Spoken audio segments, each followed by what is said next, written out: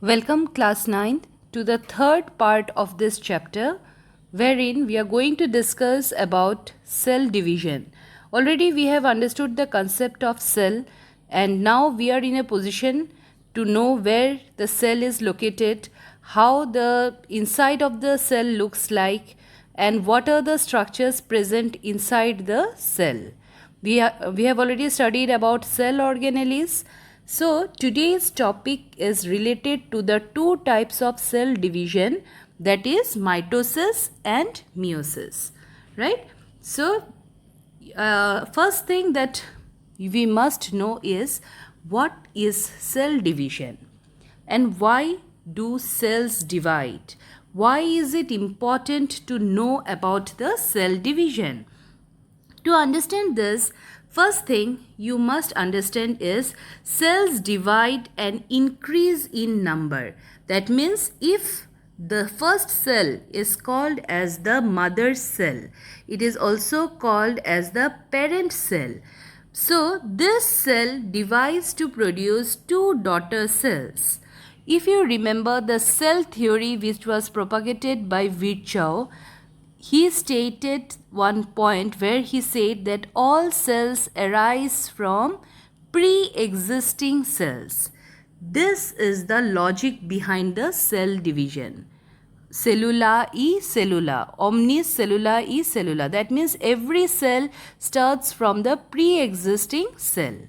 So if we understand this concept, now we are in a position to know that most cells divide after they have achieved a certain size. So cells do not start dividing on their own. After they reach a maximum maturity level, they start dividing. Now in eukaryotes, you already know who are the eukaryotes, those which have a true nucleus. There are two major types of cell division which we are going to discuss now, that is one is mitosis, another is called as meiosis. So we will discuss about that later. So mitosis is a type of cell division which takes place in all body cells. There is another term for this. Children, keep on noting these terms. It is also, body cells are also called as somatic cells. S-O-M-A-T-I-C. So you have to use these terms. Here I have written body cells, but the actual term is somatic cells. So this cellular division is an equational division. Second point, equational. E-Q-U-A-T-I-O-N-A-L. That means it produces equal number of chromosomes from the mother cell to the daughter cells. In the previous slide, I have already shown you what is mother cell, the first starting cell, and then the offsprings are also called as the daughter cells. So two daughter cells are produced from a parent cell, okay, in mitosis. Again, I am repeating, two daughter cells are produced from a parent cell and each is the replica of the parent cell. What do you mean by this? That means the daughter cells are the Xerox copies. You can use any number word but in the for understanding, but in the exam you have to write that they are the exact replica. R-E-P-L-I-C-A. Okay, they are the exact replica of the parent cell. So these things you must understand. Now what is the use of mitosis? That is also very important. Why is mitosis so important?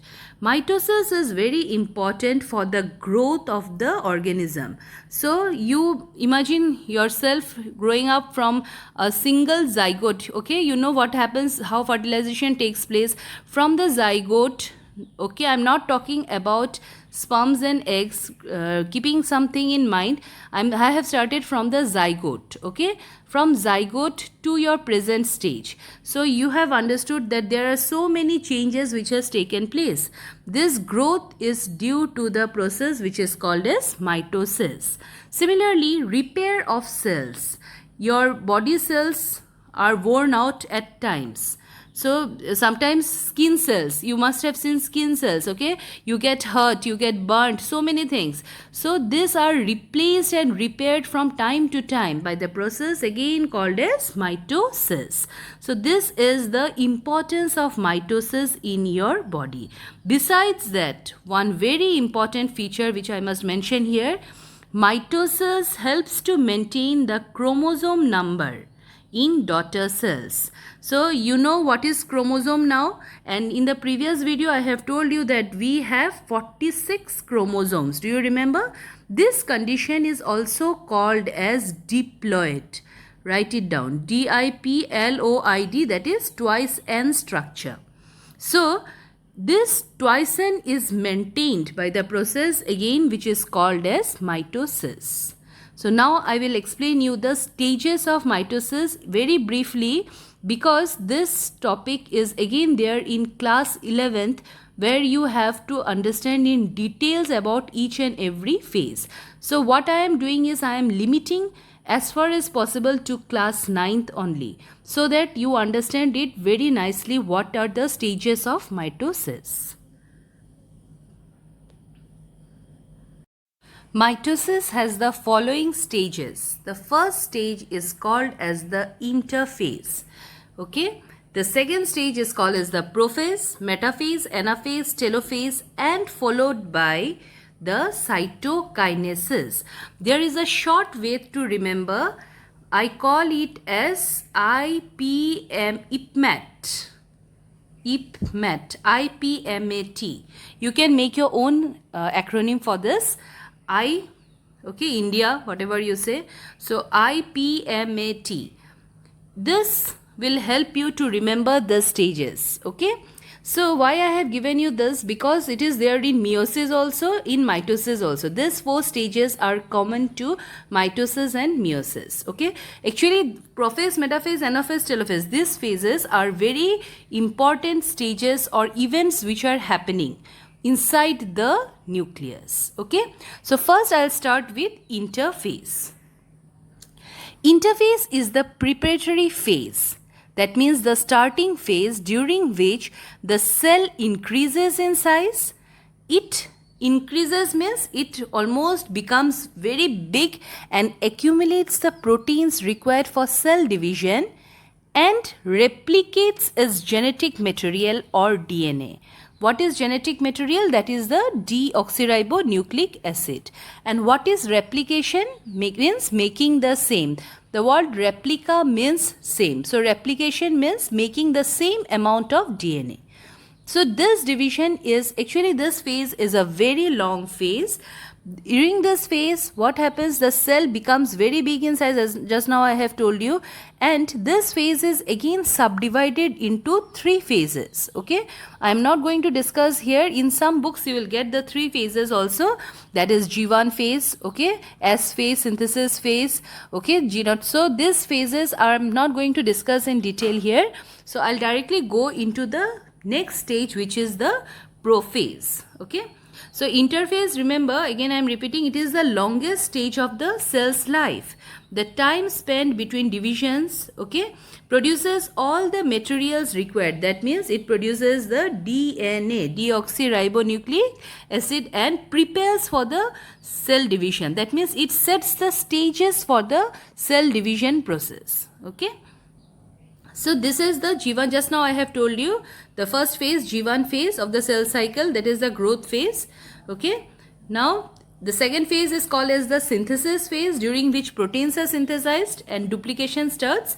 That means it starts producing the replica.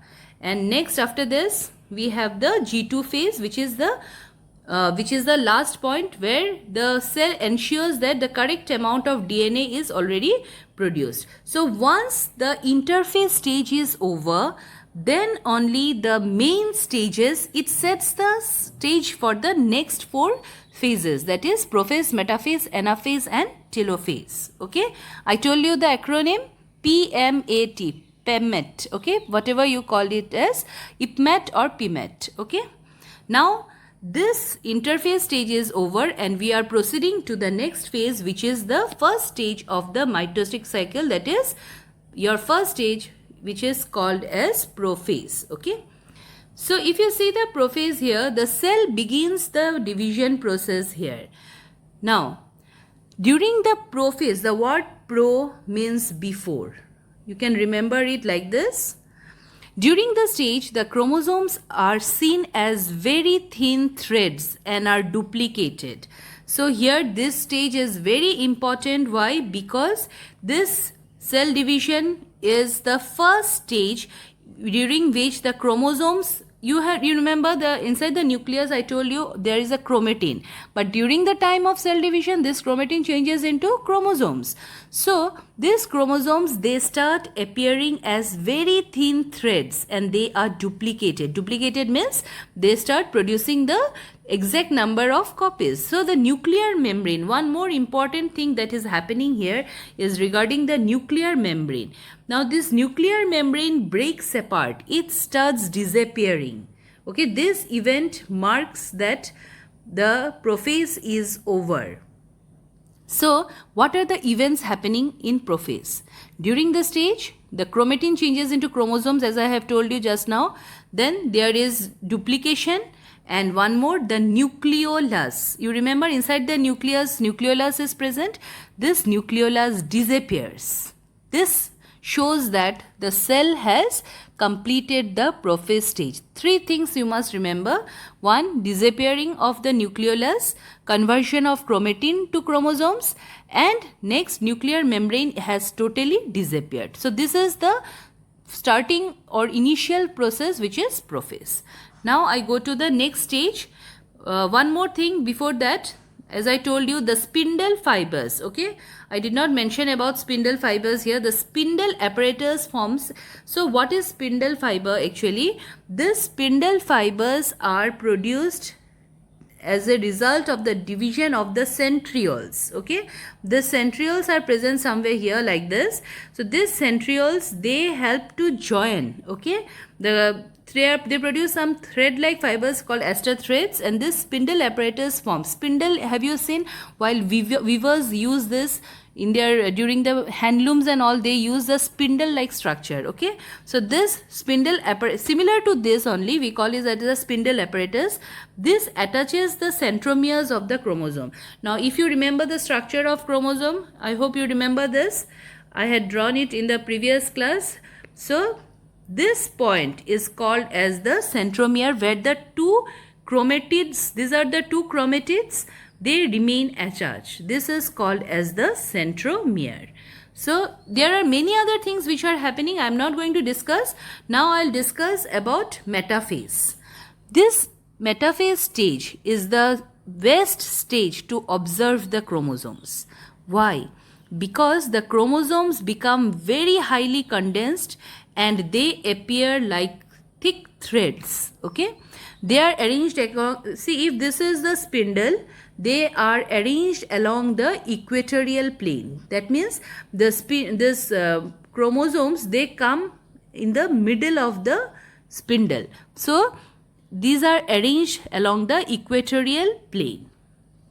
Now one more thing, the two copies of the centrosomes will be visible, one at each pole. So if you remember the spindle, I have told you these are the suppose two poles. So each pole you will find you will find two copies of the centrosomes, and the spindle apparatus, it gets organized as usual.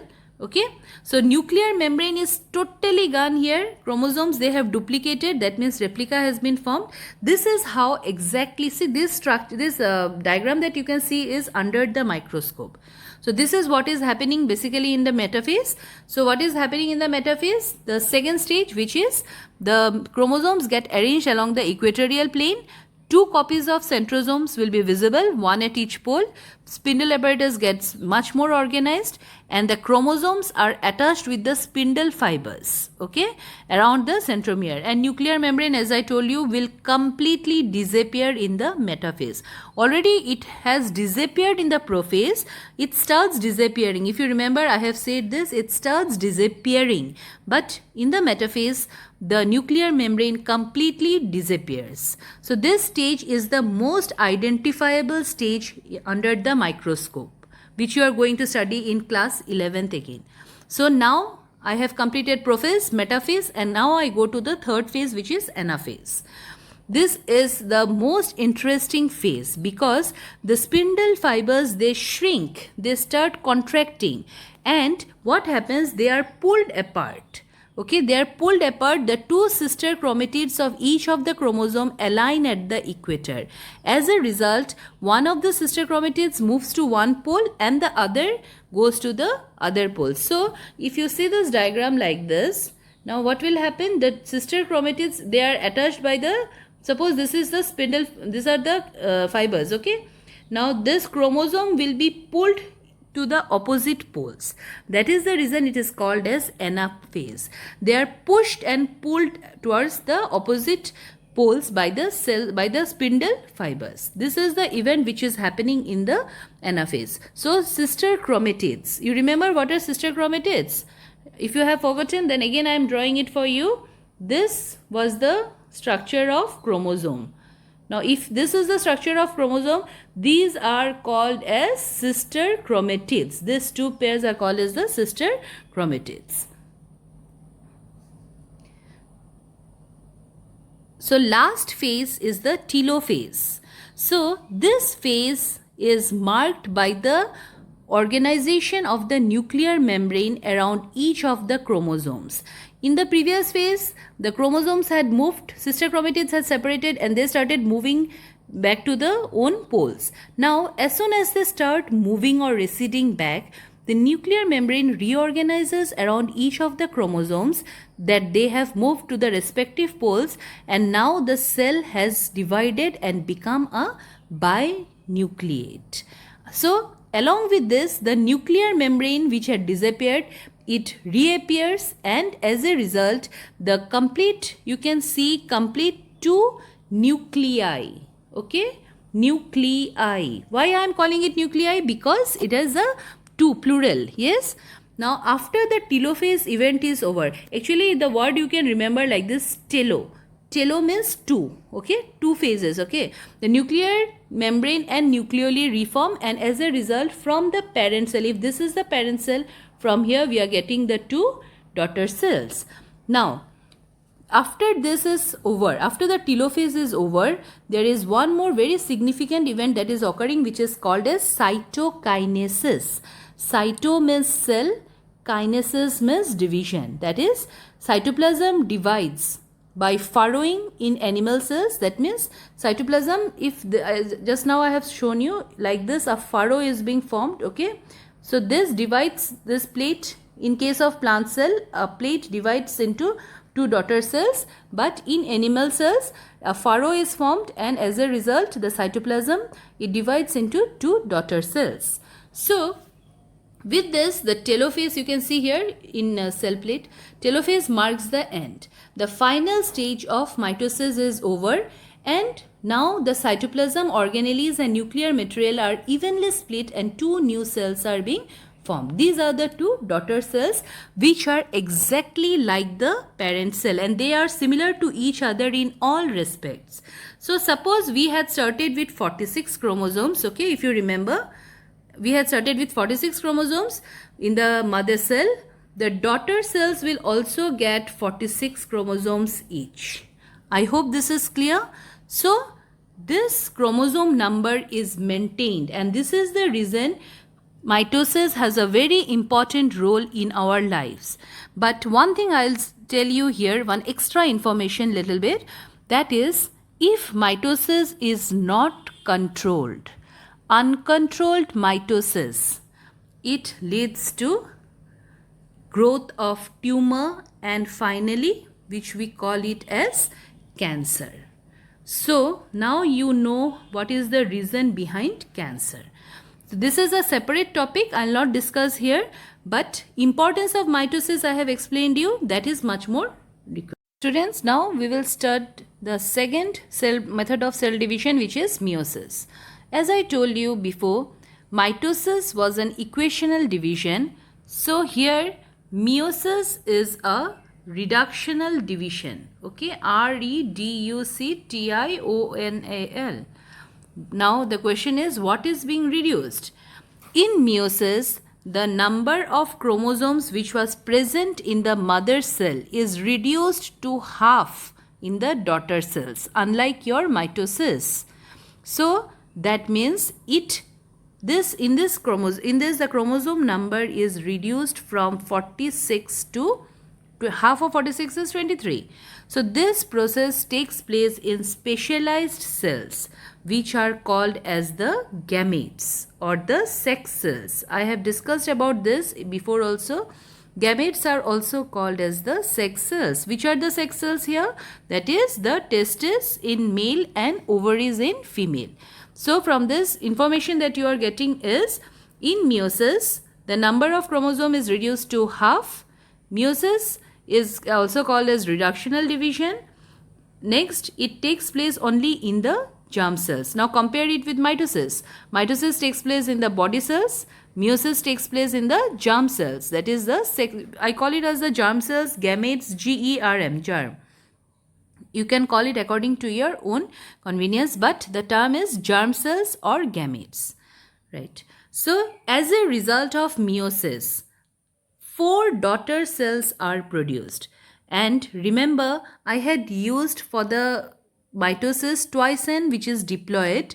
In case of your meiosis, we have haploid number of chromosomes. Okay, that means the chromosome number is reduced to half. That is the reason we call it as haploid. HAPLOID. Okay. So as just now I have told you about all this, it contains half the number of chromosomes as the original cells. So it is because of meiosis that the sperms and the egg, they have half the number of chromosomes. Okay. So now I'll discuss about the details. In details, it is not required in your syllabus for class 9th. I have already checked. So that is the reason I'll not discuss in so detail in an elaborate way. Okay. But why do we need meiosis? Yes, the question is, why do we need to understand this meiosis, which is the most important part? First thing, it is the fundamental basis of sexual reproduction. So if meiosis does not occur, the number of chromosome will be what? It will become 92, which is not the chromosome number, or which is not the total number of chromosomes in human beings. As you know, it is 46. So to maintain this constant species number, or to maintain the constant chromosome number, we need the process of meiosis, because it is only by meiosis that the number of chromosomes is reduced to half. Do you remember in class 8 also you have studied 23 comes from the father and 23 comes from the mother. So how from 46 to 23 it is reduced? It is reduced by the process of cell division, which we call it as meiosis. Thus, meiosis helps to maintain and restore the chromosome number of species when the gametes fuse. Not only that, it also helps in generation of variations. One very important term which meiosis provides is variations. Variations are the changes. These variations are possible only because of meiosis. Had there been no variation, then what would have happened? Your 4 generations and all would have would have been similar in looks, yes or no? You would have resembled each other. So there would be no way in which we could distinguish one from the other. So this variation is brought about by only the process of meiosis, and this has resulted in evolution. Actually, variation is the key to evolution. Okay, so as I told you here, I'll not discuss in details about all this, but you understand that during meiosis, one very important event that helps the meiosis to bring about variation is crossing over. Unlike mitosis, okay, meiosis has 2 stages. There are 2 stages of meiosis. Meiosis 1 we call it, and meiosis 2. So in meiosis 1, there are again divided into 5 more stages. That means meiosis 1, the formula I gave you, IPMAT, I hope you remember. Interphase followed by prophase. The prophase of meiosis 1 is the longest because it is again divided into 5 stages: leptotin, zygotin, pectin, diplotin and dikinesis. No need to remember all this. I'm giving you the extra information. Now, during this prophase of meiosis 1, the events that happen, out of all those events, one event I'll mention only, which is the formation of recombinant genes. That means the variation that is brought about, it is because of this. The variation which is brought about is only because of these recombinations. Because a variation is very much essential, as I told you. And this is possible because of an event called crossing over. Crossing over of genes. This crossing over of genes occur during the meiosis. This crossing over is responsible for bringing the variation. So as I told you, meiosis, two phases are there. One is phase 1, which is meiosis 1, which is again divided into, prophase is again divided into 5 stages, and then all the other stages occur accordingly: metaphase, anaphase and telophase. After meiosis 1, it is followed by meiosis 2. Meiosis 2 is nothing but mitosis. So basically what is happening in meiosis? During meiosis 1, the number of chromosomes is reduced, and during meiosis 2, the same thing which happened in mitosis is maintained. So as a result of all this, we get 4 number of haploid chromosomes. Okay, so this is all about meiosis, but significance of meiosis you need to study in details. Okay students, see here in this slide why it is important to reduce the chromosome number. See, suppose you are getting this from the mom, this is from the dad. So what happens to the child if there is no meiosis? 2 plus 2, we are imagining, okay, this is just, so it becomes too big, yes or no, which is not possible. So if meiosis does not occur, in meiosis what is happening? This is being reduced. From the mother you get half, and from the father you get the half. So as a result, the right number of chromosomes is maintained. Okay, so that is the significance of, this is the first significance of meiosis. The second significance of meiosis is the crossing over. So here if you see, this is the paternal gene, okay, this is the paternal, means the father, this is from the mother, that is maternal. So you can see one is orange, another is red. Now after crossing over, remember I told you about crossing over, which is one of the significant event of meiosis. After crossing over, you get a recombinant gene. Here you can see along with the orange one, you can see a small portion of red. This is called as the recombinant or the new variety, and even in the red one you can see a portion of orange. So this means the genes are being exchanged, and as a result you get a genetic recombination which brings about variation, which is very essential for reproduction.